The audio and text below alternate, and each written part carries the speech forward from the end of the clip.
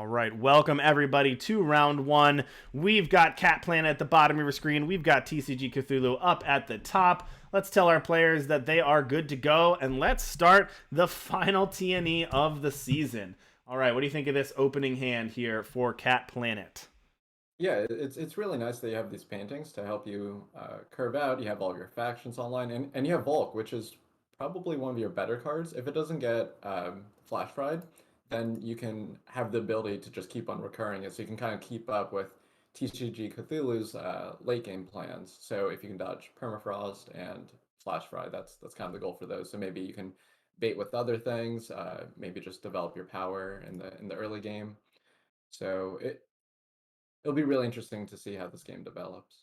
Yeah, as you mentioned, those paintings playing out well for CatPlanet, allowed to hit their curve on time. They're going to play out an Amberlock here, draw a card. That's 2 relics out already. That's pretty nice with Volk. And then 2 copies of Clear the Way. So getting 2 early relics followed by 4 cards that are your haymakers that care about relics is a pretty good start.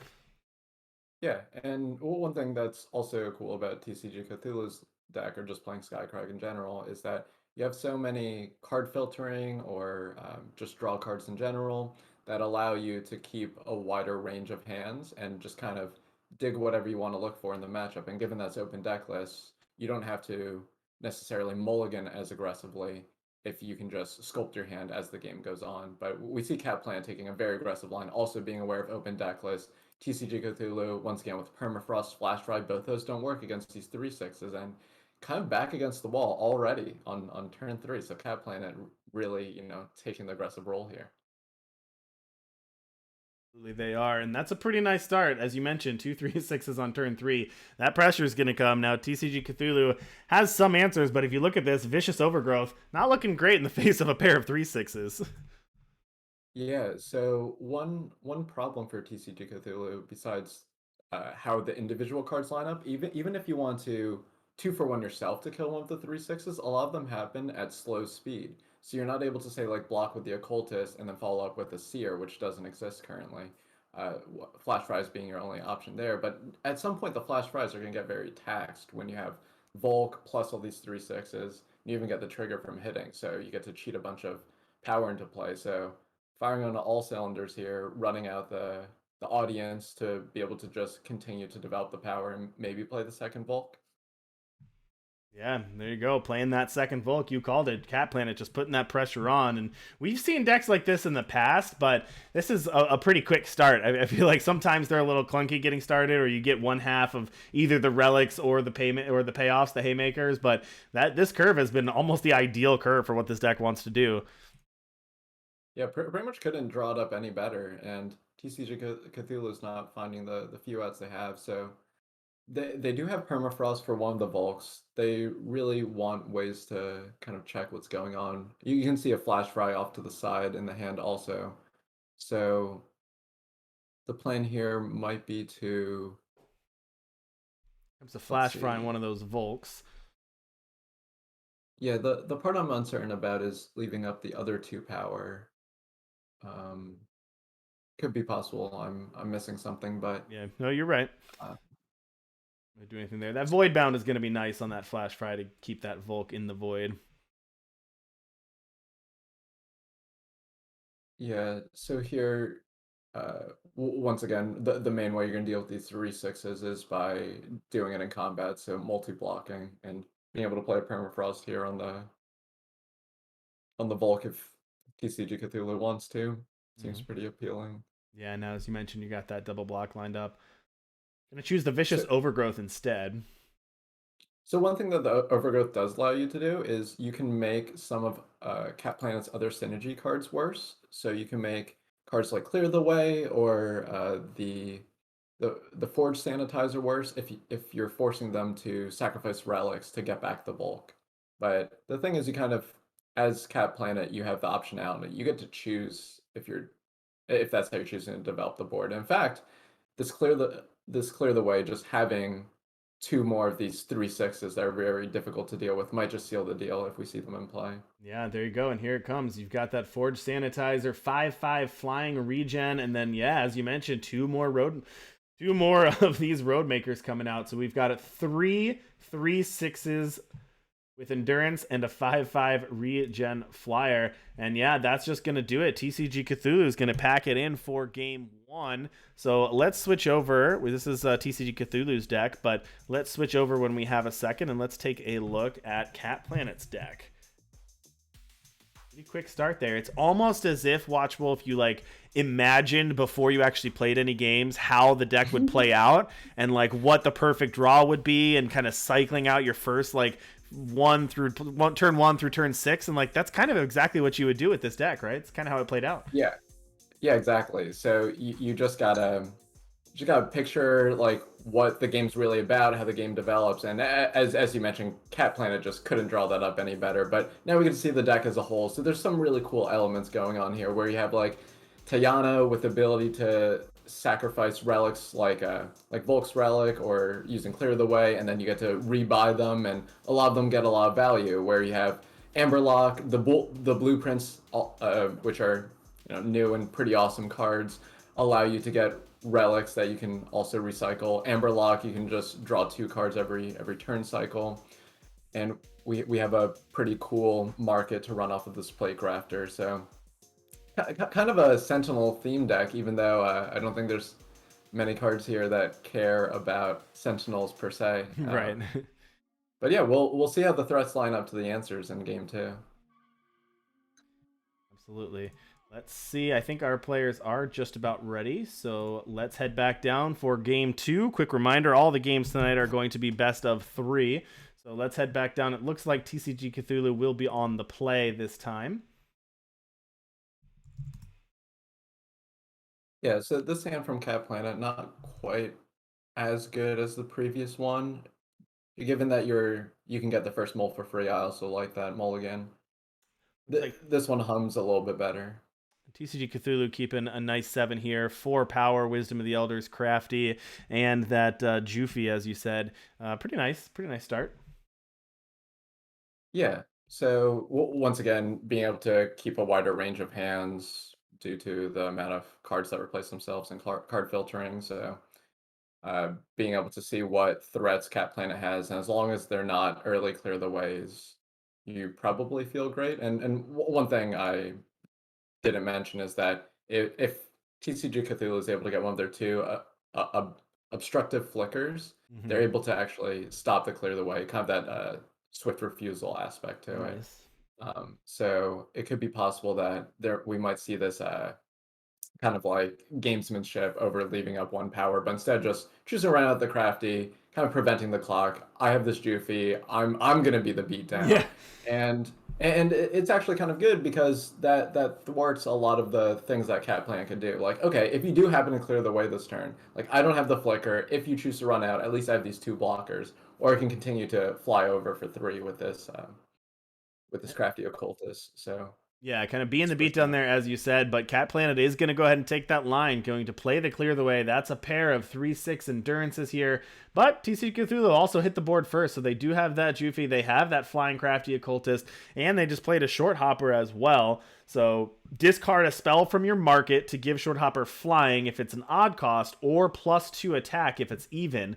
So going to get rid of Challenge by Law, which is even. So instead, it's going to be a 6/4 on the ground instead of a 4/4 flyer. So that 6/4 on the ground, pretty good decision because that actually matches up pretty well. I guess both modes kind of match up well against 3/6 endurances, but the 6/4 definitely blanks both of these 3/6s.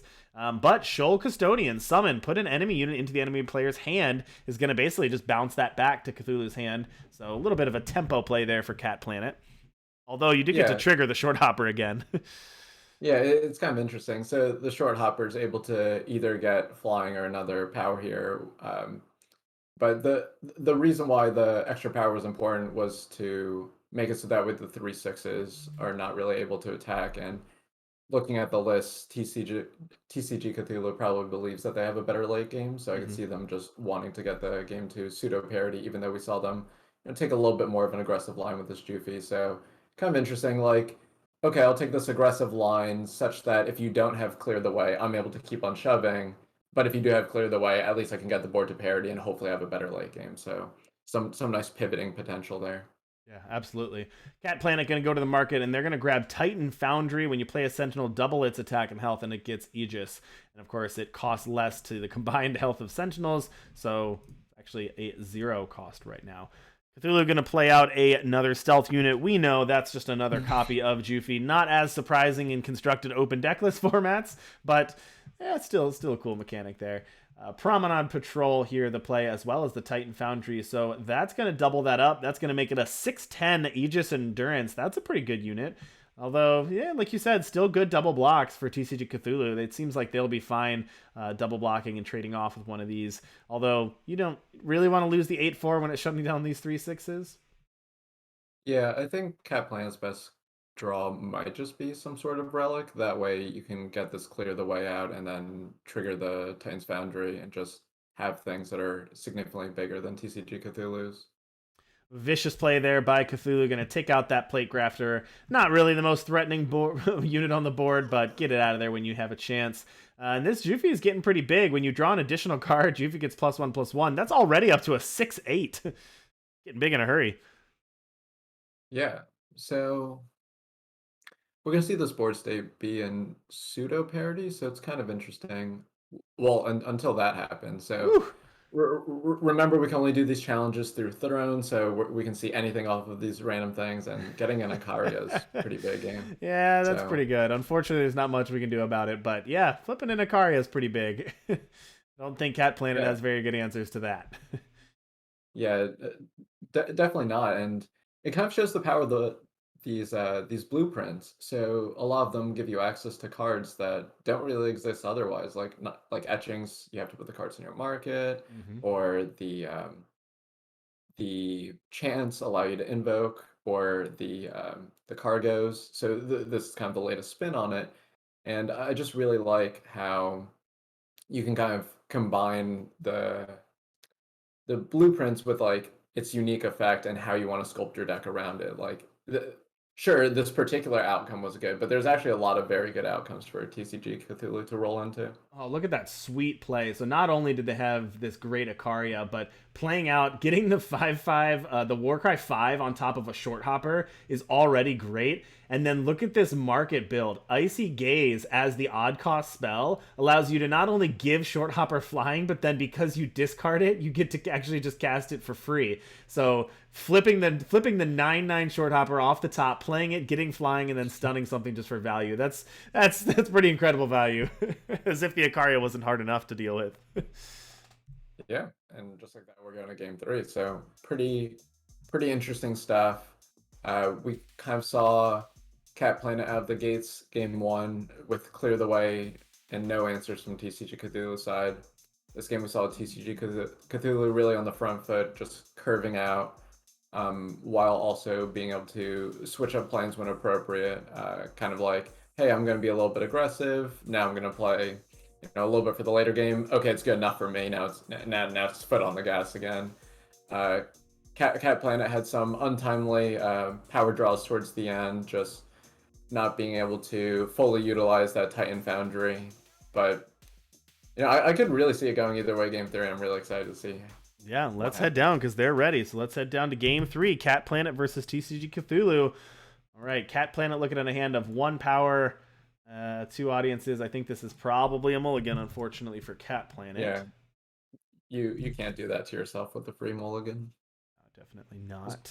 Especially since you're guaranteed to get 2 to 4 power uniformly distributed. True. All right. On the other side of things, Cthulhu keeping a pretty nice hand. You got 3 power, a Flash Fry, a Jofi, a Crafty Occultist, and a Short Hopper. That's pretty much what you want here. Ooh, CatPlanet going down to 6 and forced to keep a Prism Stone and an Amber Lock. Not the best hand. So that's some pretty good discipline on CatPlanet's side. So the previous hand just had 3 and 4 drops, Yeah. and your curve was going to be kind of weird no matter how you slice it.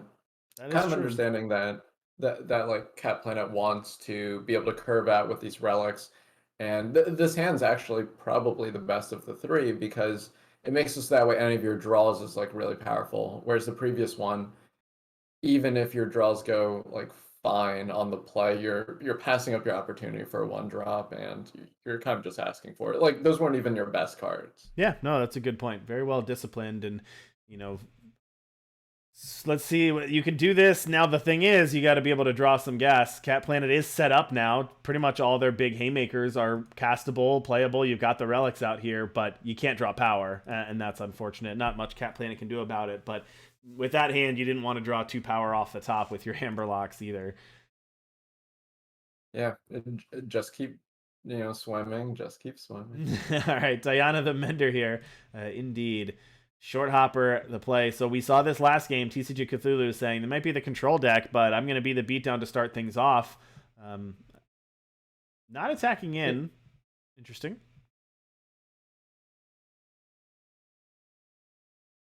Yeah. So one thing that is pretty different sometimes about the pacing or deck construction or difference between formats is here we are in an expedition, and we call TCG Cthulhu's deck more of a control deck, but the most controlling decks in Expedition typically still have mid-range elements to it. We've seen Huru play Anio and, being able to play Crafty Occultist here.